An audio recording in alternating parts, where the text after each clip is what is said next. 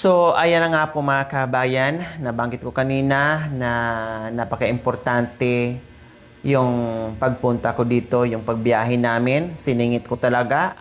Nanay Gemma, nandito kami.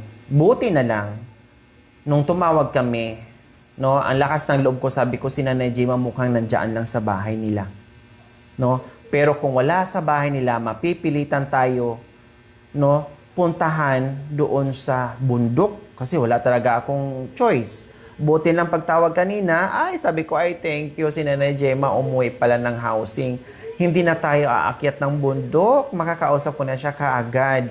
At hindi na tayo mapapagod ng bongga. So Nanay Gemma, nandito ako kasi si Nanay Terry. Napano siya? Ha? Napano siya? Si Nanay Terry po, Nanay Gemma, kung okay lang sa'yo, no? Hindi ko naman din alam. Nanay Gemma, ang nangyari po ni Nanay Terry, ready na kayo? Sasabihin ko, hindi kayo malulungkot. Napano siya? Hindi kayo malulungkot or magiging masaya kayo sa balita ko? Or magiging malungkot kaya sa balita ko, Nanay Gemma? Malungkot kung anong Ready na kayo. O, tingnan nyo nga kung kinakabahan kayo, ganun naman yung puso nyo. Yung pintig ng puso nyo, malakas yung kabog o kalabog o hindi naman? malakas. Malakas. Bakit anong iniisip nyo ngayon?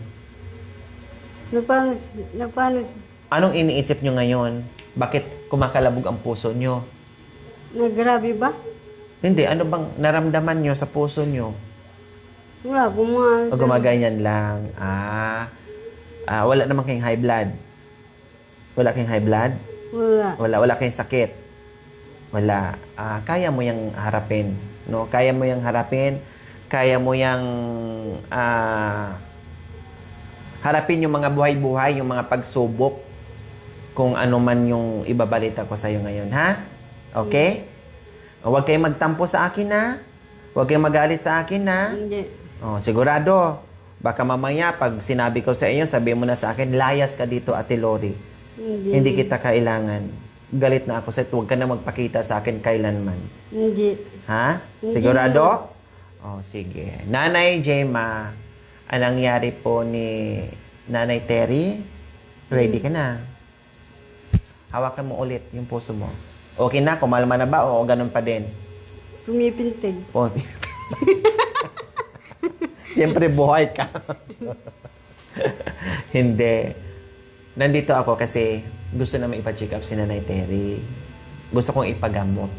Nagrabe yung pag niyalalita na. Nagrabe ba? Hindi naman. Gusto namin siyang ipagamot. Di ba? Dati, sabi mo sa akin, nadala mo si Nanay Terry sa mental hospital. Napagamot mo. Ilang buwan yung gamutan niya noon? 1 buwan lang. 1 buwan lang. Okay. Sige. Ipagamot ko si Nanay Terry. Pero si Nanay Terry ngayon, mabait na. Hindi na masyadong sasalita at hindi na masyadong napupuyat sa gabi dahil nakakatulog na. Pero, hindi pa ako kontento. Gusto ko talaga siyang ipagamot para gusto ko bumalik siya sa... Hindi siguro gumagano ng sigaryo. Hindi ko na siya pinagyuyusin na yung nabibili sa Sa grocery. tindahan. Oo. Nagyuyusi siya pero minsan-minsan lang. At hindi ko na pinagkakapi sa bahay, nagmamaylo at nagagatas. Tama yan. Dito kasi matigas ang ulo niya. Pag sinabi kong kahit may kape, nakikita niya, papasok.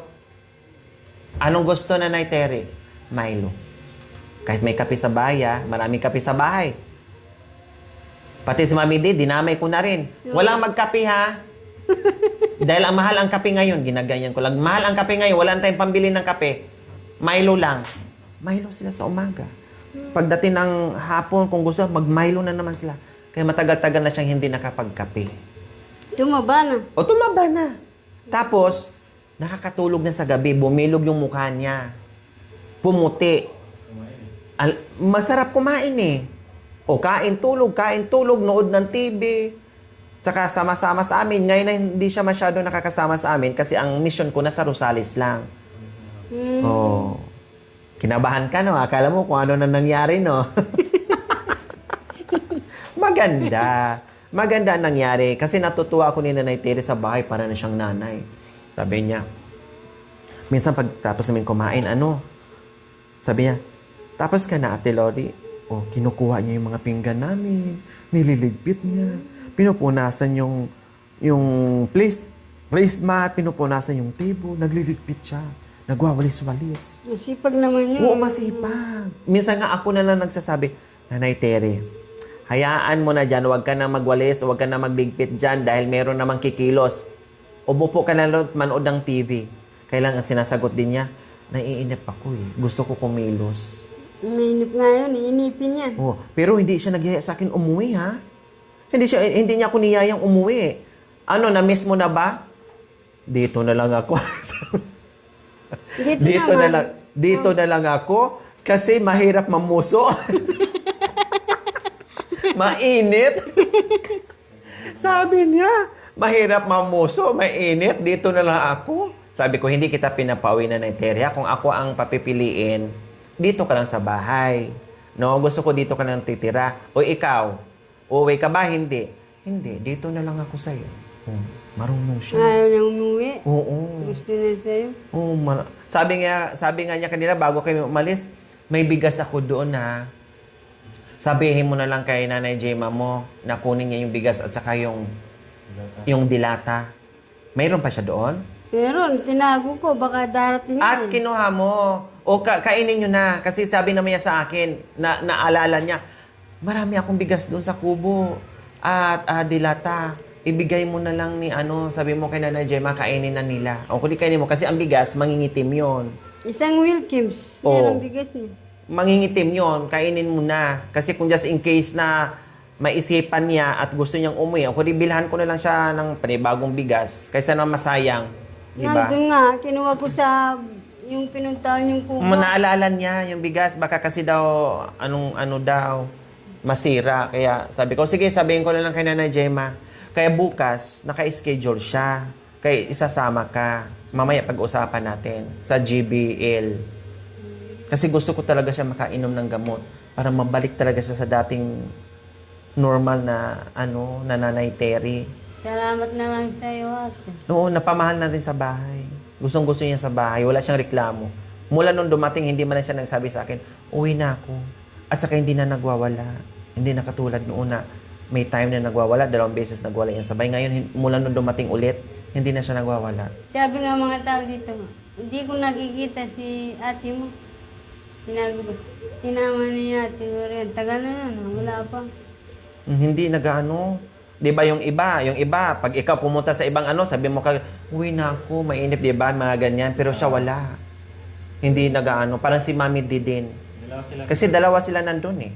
Magkakasulos lang dalawa. Pati si Mami D ngayon, nadamay, walang kapi-kapi. Tsaka wala na naman Pati Yusi.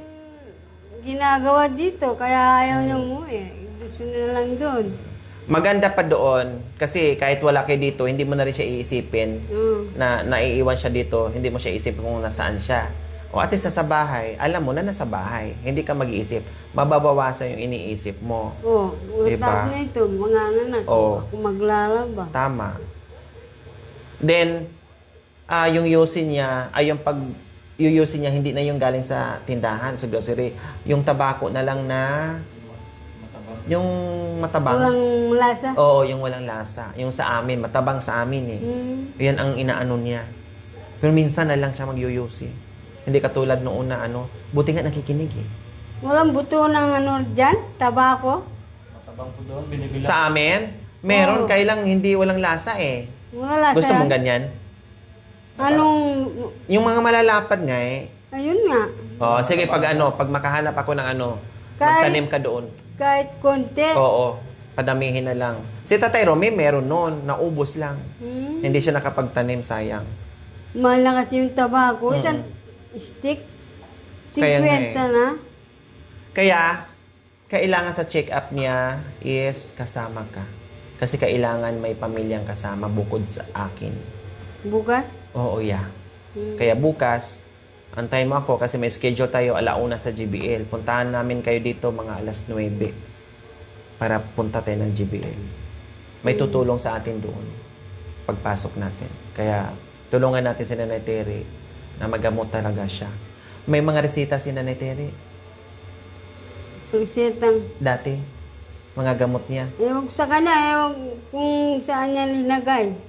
Matagal na kasi yan ate. Oh, sige. So, ayan po mga kabayan. Kinabahan pa si Nanay Gemma. Nangingilid niya yung luha niya eh.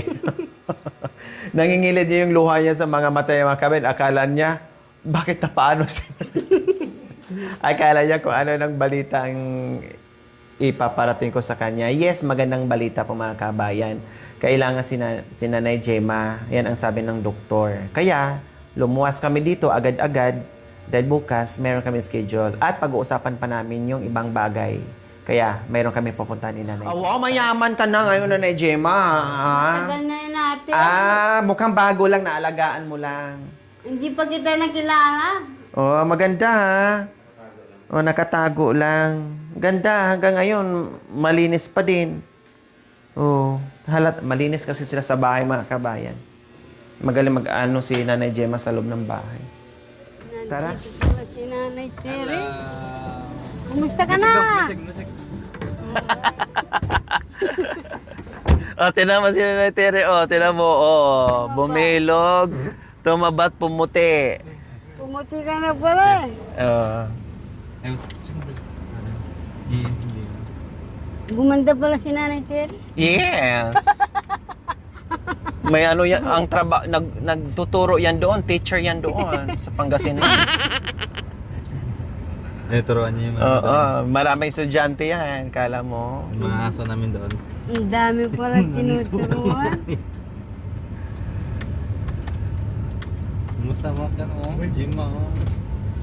Kumusta sa? Ayaw umuwi. Tanungin mo, ikaw magtanong. Siyempre, may Amerikano na yan doon. Sinabi ko nga, kumusta ka na? Ah, Walang... Mainit kasi umano tayo. kala siguro yan, iwan mo na. Iwan na. Nakahinto yun. Buti, andyan pa kayo na Jiman eh. Umuwi kami nung Lunes Santo ata. Sir, naiwan po doon. Si Kuya Julay. Siya na mag-isa. Oo. Hindi siya umuwi dyan kay May. Hindi umuwi. Yung kalabaw na kasi. Ah. Walang Si May, hindi makakain rin dyan. pupunta doon. Si Maybay? Oo. Hindi. Kahit walang kalabaw. Uwi yun. Hindi na uwi yan. Dahilan na yung kalabaw. Mainit daw Walang dito. gawat kalabaw yun, doon pa rin siya. Kaya nga. Kasi kapag tag-araw ganyan, nasa sapa siya, natutulog siya sa sapa. Para kasi malamig doon. Yung kasama yung isang matanda, umuwi na. Andun pa rin po. Naiwan lang dahil Kasi magkasya pa eh. hindi ka namin masundo kung kasama si na Mami D sa bahay. Mahanap na lang. Nangalak.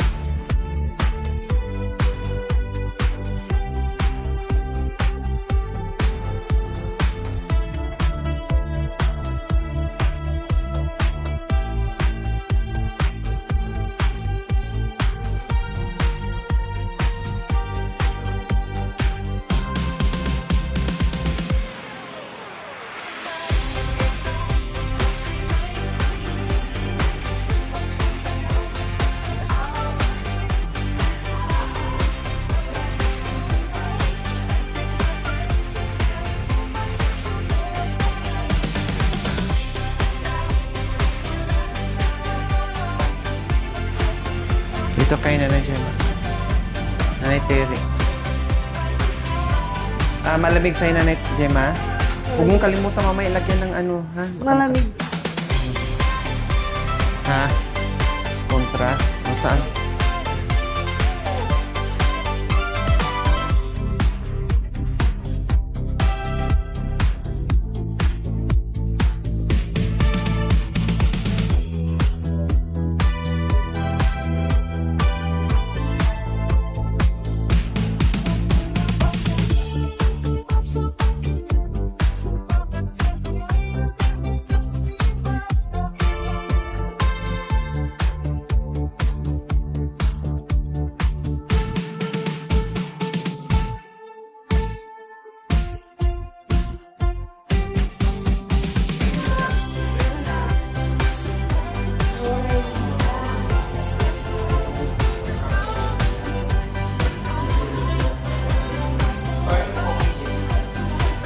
Oh, ito mo nga, bili.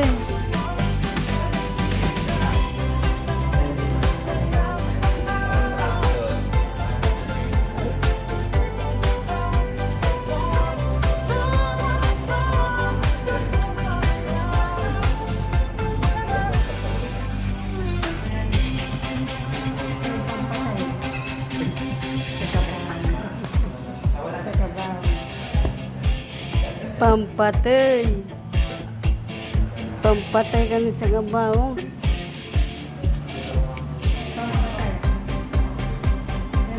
Kapag ginagawa sa kabahan mo, tanda.